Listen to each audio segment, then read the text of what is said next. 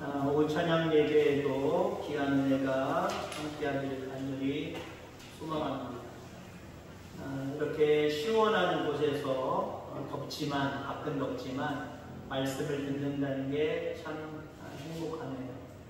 오늘 31도 넘어서까지 덥다고 우리 딸내미가 가르쳐 주던데, 시원한 모습 속에서 하나님의 말씀 가운데 영적으로도 시원함이 있기를 간절히 소망합니다. 요즘 운전하시는 분들이 상당히 많죠. 예전에는 대부분 다 어른들, 아저씨들, 남자들이 운전했는데 요즘에는 청소년들도 많고요. 여성 운전자들도 많고요. 운전면허가 쉬워졌다고 얘기를 합니다만 글쎄 얼마나 쉬워졌는지 잘 모르지만 운전을 오래 한 사람으로서 요즘 운전하시는 분들 보면은 법적으로는 맞는지 틀리는지 모르겠습니다만은 에티켓이라고 하죠. 예의를 좀 차려야 되는데 그렇지 못한 경우를 상당히 많이 봅니다. 이렇게 뉴스 같은 데나 짧은 뉴스에 보면은 왜 어르신들이나 아주머니들이나 어떤 사람이 여기 우리 남편이 우리 누가 주차할 거니까 딱 주차장 버티고 있는 거 보셨지요? 차가 우선인데 사람이 먼저 와서 여기 맡아 놓는다고 하면서 맡아 놓는 모습. 우리 그리스도인들은 그런 거 없어야 됩니다. 그런 에티켓 잘 지켜야 되는데 그 중에 운전 중에 에티켓이 무엇이냐고 오늘 제목의 말씀을 제가 거기서 가져왔습니다만은 기아를 중립에 놓는 경우가 종종 있습니다. 자주는 없겠지만 종종 있어요. 보통 여러분들 주차하실 때는 집에다 주차하실 때는 파킹 P에다 보통 놓지요. 주차에다가 놓고 대부분 그렇게 움직이지 않을 때는 그렇게 놓고 움직일 때는 D에다 보통 놓고 계속 운전을 합니다. P에다 놓는 경우가 종종 있는데 어느 때일까요? 어느 때 여러분들 P에다 놓습니까? 중립 N에다 놓습니까? 어디다 언제 놓죠? 시도 때도 없이 아무 때나? 언덕바위에서 N놈을 칼합니다. 굴러갑니다. 나는 내렸는데 그 차는 굴러가요. 복잡한 곳에 주차할 때, 2중, 3중으로 주차할 때, 그때 있잖아요. 보통 주차 안내하시는 분들이 키를 놓고 가세요 하는 경우들도 있지만 아파트 경우는 내가 주차 라인에 주차하면 상관은 없는데 주차 자리가 없어서 그냥 이렇게 앞에다 갖다 대는 경우 있잖아요. 그때 반드시 N에다 놔야 됩니다. 중립에다 놔야 됩니다. 왜요? 여기 있는 차가 나가려면 이 차 밀어서 앞으로 가거나 뒤로 하고 나가게 만들어 놔야 됩니다. 필요했다가는 전화 옵니다. 새벽도 안개 없어요. 나 차 나가야 되는데 앞에 지금 주차에다 놓으셔서 못 나갑니다. 빨리 빼주세요. 왜 새벽에 당신 전화해? 그 소리도 못해요. 왜? 자기가 실수한 거기 때문에. 자, 그다음에 N에다 놓는 경우 또 한 경우 한 번 있죠. 여러 가지가 또 있겠습니다만 세차하실 때 세차장에 가서 반드시 저 사람이 막 닦아주면서 반드시 하는 소리가 있어요. 주차 N에다 놓으세요. 중립에다 놓으세요. 안 놔도 상관없습니다. 안 놔도 상관없는데 차가 찌그러지거나 이상하면은 보상해달라 소리도 못해요. 왜? 당연한 에티켓이고 당연한 법칙인데 그걸 지키지 않았기 때문에. 이처럼 여러분들 차를 사용할 때 N에다, 중립에다 놓아야 될 때가 있습니다. 우리 인생도 비슷한 것 같아요. 그냥 무조건 전진한다고 뒤에다 놓고 그냥 전진한다고 옛날 얘기하면 5단으로 놓고 쌩 달린다고 잘 사는 게 아니더라고요. 왜요?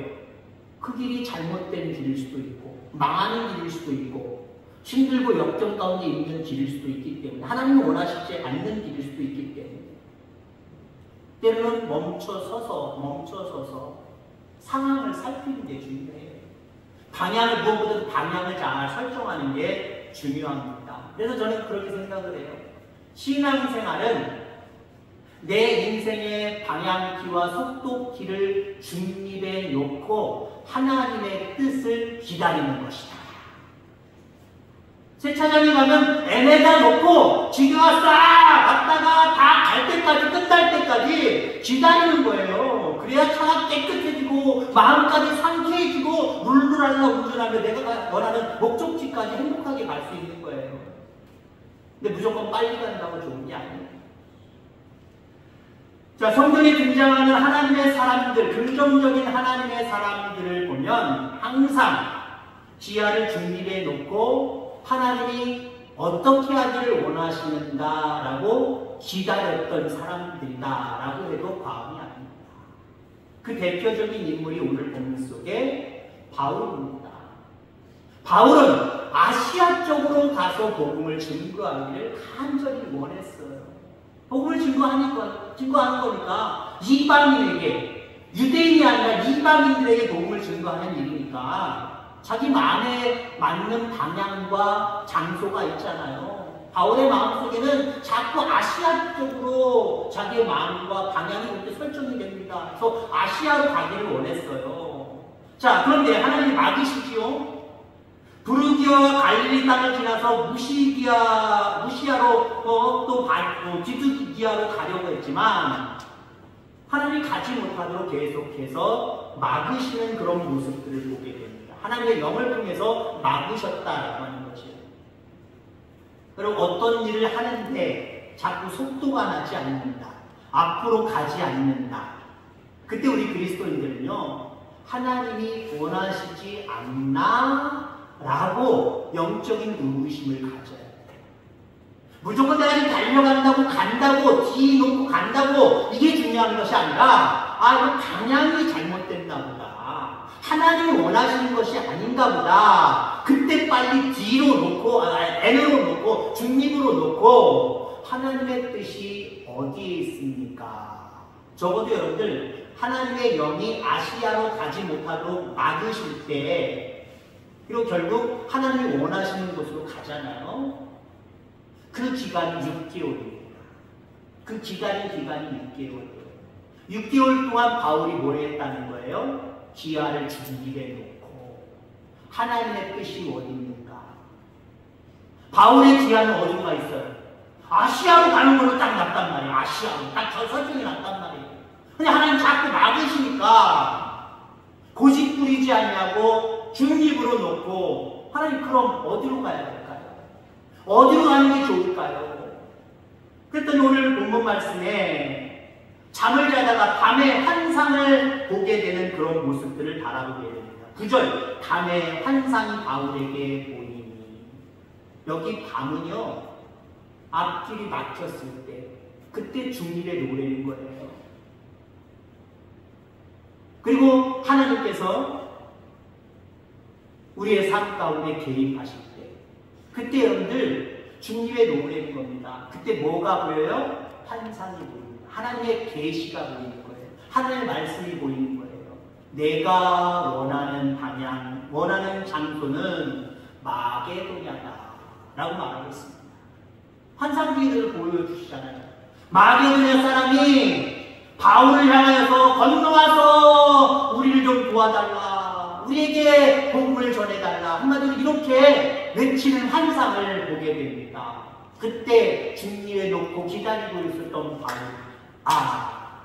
아시아로 가는 게 하나님의 뜻이 아니라 유럽 방향으로 바로 마게도냐로 가는 것이 하나님의 뜻이구나, 순종하고 가는 그런 모습들을 바라보게 됩니다.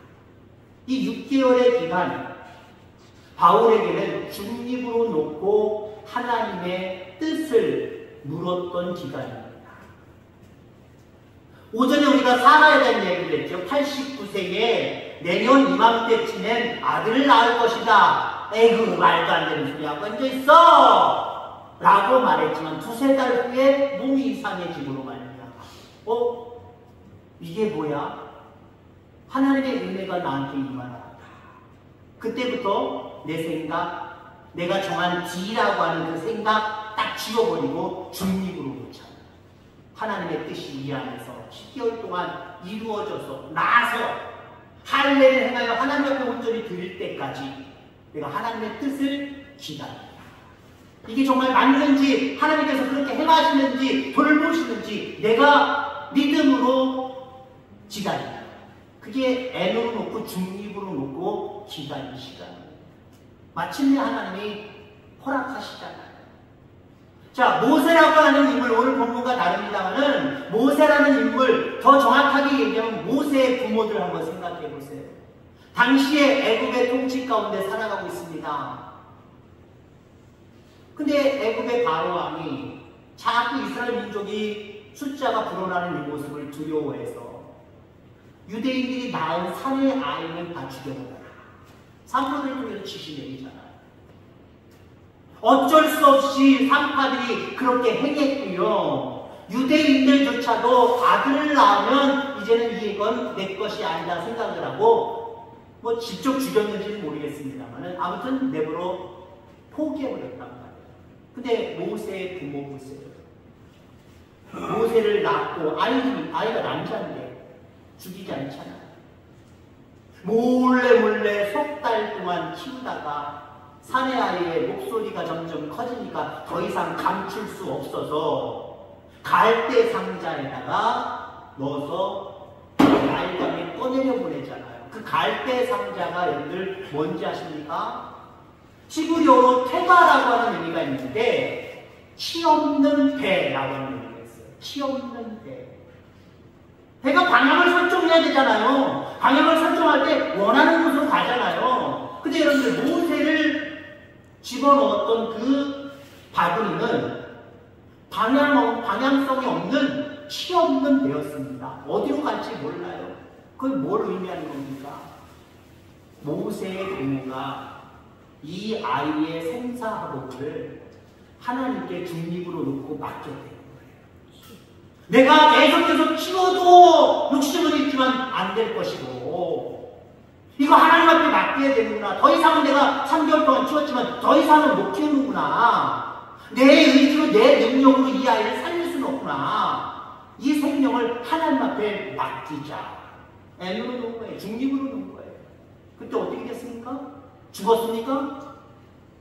바로의 공주가 그 아이를 발견하고 불쌍히 여겨서 자기의 양자를 들여서 궁궐에서 생활하게 하잖아요. 자라게 하잖아요. 그것도 생모의 모유를 먹고 살아가게 하잖아요. 엄청난 은혜입니다.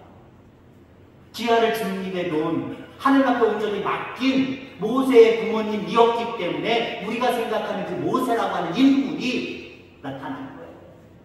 늘 기아를 중립에 놓을 수 있는 저와 여러분들 되기를 주의 이름으로 축원합니다. 또 한 분을 예를 들어볼까요? 예수님. 이 땅에 육신을 입고 이 땅에 오셨지만 하나님이 원하시는 예수님의 사명은 십자가 지고 죽는 거예요. 근데 예수님이 어떻게 기도하셨습니까? 이 잔을 내게서 멀어지게 하여 주옵소서. 나 이거 싫어요. 내가 원하는 건 여기에요. 나 이 방향으로 갈래요. 십자가 지고 죽는 것, 저 죄인들을 향하여 나는 죄가 없지만 죄인들을 향해서 그들을 위해서 내가 십자가 지고 가는 것, 나 이쪽 방향 설정 안 할래요. 나도 살아야지요. 이쪽 방향을 놓고 가려고 했습니다. 그렇게 기도했어요. 근데 예수님의 태도가 갑자기 바뀌면서 중립으로 놓잖아요. 나의 뜻대로 마옵시고 나 중립에 놨으니까 하나님이 원하시는 대로 마음대로 나를 사용하여 줬소. 한마디로 이렇게 고백하는 모습을 보게 됩니다. 그 결과가 어떻게 됐습니까? 죽음으로 끝나지 아니라 다시 부활하셔서 우리의 영원한 구세주가 되셨다라고 합니다. 여러분들 이처럼 기아를 중립에 놓고 하나님의 손길을 기다릴 때 하나님의 개입이 시작합니다. 하나님의 개입이 시작해요. 중립에 안 놓으면은요, 하나님의 개입이 없어요. 능력이 없으셔가서가 아니라, 여러분이 중립에 안 놓고, 여러분이 원하고 뜻하는 대로 넣어놨기 때문에, 지위를 넣어놨기 때문에, 하나님 간섭 안 하세요. 그냥 내버려 두세요. 근데 중립에 놓을 때, 하나님 개입하신다는 거예요. 사람아 끝까지 이건 말도 안 되는 이야기야. 내가 어떻게 애를 낳아? 우리 남편을 통해서 어떻게 내가 애를 낳아? 그랬다고 한다면 몸의 움직임이 이상할지라도 말도 안 되는 소리가 있어. 그러면서 무분별한 생활을 하기로 말미암아 유산이 될 수도 있었을 거예요. 근데 하나님이 계획하시도록 계속해서 이 속에서 자라도록 그 말씀대로 이루어지도록 중립에 놓고 그 10개월은 적어도 기도하는 시간이었다는 거지. 하나님께 맡기는 시간이었다는 겁니다. 자, 그런데 여러분들 여기서 중요한 것이 있습니다. 기아를 중립에 놓고 하나님께 모든 것들을 맡기면 바로 복이 시작되진 않아요. 오히려 기아를 중립에 놓고 하나님 앞에 맡기면, 죄송한 표현이지만 맞는 표현이지만 고난부터 시작입니다. 고난부터 시작이 된다니까요. 여러분 바울을 보시기 바랍니다. 하나님의 인도하신 가운데 이제는 아시아 쪽이 아니라 마게도냐 쪽으로 순종해서 갑니다. 갔는데 그 간 곳이 어디예요? 빌립보 지역입니다. 빌립보에서 여러분들 바울이 어떻게 됩니까? 무엇이 기다리고 있습니까? 핍박이 기다리고 있어요. 옥살이가 기다리고 있습니다. 여러분 그렇습니다. 중립에 놓고 하나님 뜻대로 살겠습니다 할 때 좋은 일들로 복된 일들로 시작하면 참 좋겠지만 고난부터 시작된다라고 하는 거예요. 그래 모세도 마찬가지잖아요. 하나님 앞에 이 모세의 생명을 맡깁니다. 그 부모들이 갈대 상자에 방향치 없는 그 상자에 넣어서 떠내려 보냈지만 바로 발견한 게 아니잖아요. 발견하기 전까지 뭐가 기다리고 있어요? 위험함이 기다리고 있었습니다. 흔히 잔잔한 파도일지라도 이 상자는 잔잔한 게 아니에요. 휘가닥 뒤집힐 수 있잖아요. 더군다나 생명체가 거기 있는데 이 모세가 버틴겼다고 생각해보세요. 아니면 조금 이를지에 그를지는 잘 모르겠지만 막 없는 아이들 있잖아요. 3살 정도 되면 없나요? 잘 모르겠네. 애 키워본 지가 오래돼가지고. 요즘 애 키우시는 우리 할머니 장모사님 어때요? 3살 되면 좀 뒤집나요? 안 뒤집어요? 애 키워봤어요? 요즘 애 키워봤어요? 그래도 아무튼 뒤쪽거리다가 있는데 상자가 삐끗하고 넘어갈 수 있단 말이에요. 거기에 우리가 흔히 많은 학자들이 이야기할 때 그 나일강에 서식하는 어떤 맹수들이나 악어들이나 이런 것들이 있을 수가 있습니다. 그것들의 공격이 있을 거예요. 그러나 하나님이 보호하시더라. 그럼 예수님도 보세요. 아버지의 뜻대로 되기를 원합니다 했을 때 하늘 보좌로 가는 길이 쫙 열려서 바로 승천하셨나요? 고난 가운데 십자가 지시는 그 고통이 예수님을 기다리고 계셨다. 그렇습니다. 우리가 기아를 중립에 놓고 하나님 뜻대로 맡기면 처음부터 잘 되는 일이 없어요. 오히려 고난이 시작될 수가 있습니다. 그래도 계속해서 애도를 모시기 바랍니다. 중립에 놓고 하나님을 기억하고 하나님 앞에 맡기시길 바랍니다. 그러면 마지막에는 은혜와 복입니다. 아멘. 따라할까요? 마지막에는 은혜와 복입니다. 그렇습니다. 기아를 중립에 놓고 하나님의 뜻을 자꾸 사모하며 맡기고 살아가면 비록 당장은 고난부터 시작되지만 그 고난까지도 참고 인내하면서 중립에 놓고 하나님의 뜻을 묻고 하나님 앞에 맡기면 마지막에는 하나님의 은혜요 하나님의 복인 줄 분명히 믿습니다. 여러분 하나님의 천사가 바울 그 아시아가 아닌 자기 자신을 내려놓고 하나님의 뜻대로 순종했지만 고난당했잖아요. 감옥에 갇혔잖아요. 어떻게 하셨습니까? 하나님의 인도하신 가운데 감옥에서 살아나오게 하셨고요. 평생 하나님의 보호와 인도의 손길로 바울을 지켜주셨음을 분명히 했습니다. 모세는 어떻습니까? 비록 상자에 넣고 위험한 요소들이 많이 있었지만 하나님이 끝까지 보호하시니까 마치 그 시간에 목욕하러 나온 바로 왕의 공주가 그 아이를 봤다는 거예요. 그 시간에 거기 나온 것도 은혜고 눈에 띈 것도 은혜고 무엇보다도 그 아이와 히브리 사람 이스라엘 민족인 것이 뻔히 보이지만 뻔하지만 불쌍히 여기는 마음을 주셔서 가져다가 데려다가 키우게 하신 것도 하나님이십니다. 결국 그래서 위대한 지도자 모세가 탄생하게 됩니다. 이게 결국 하나님이 끝까지 인도하셨던 은혜와 복이었다라고 하는 거죠. 예수는 말에 못합니까? 그 고난과 고통 속에서도 그렇게 십자가에 달려 돌아가셨지만 다시 살아나셔서 하늘 보좌에 오르셔서 지금도 이 세상을 통치하고 계시고 마침내 예비하신 그 나라로 우리를 데려가시려고 오시는 그분이십니다. 여러분들 그렇습니다. 우리가 기한을 주님에 놓고 하나님의 명령에 순종하는 사람의 결론은 은혜와 복이라는 거예요. 이 은혜와 복을 누릴 때까지 여러분들 삶 가운데 때로는 주님에 놓고 하나님의 뜻을 묻고 기다릴 줄 아는 저와 여러분들 다 되어지기를 주의 이름으로 축원합니다. 하나님 아버지 감사합니다.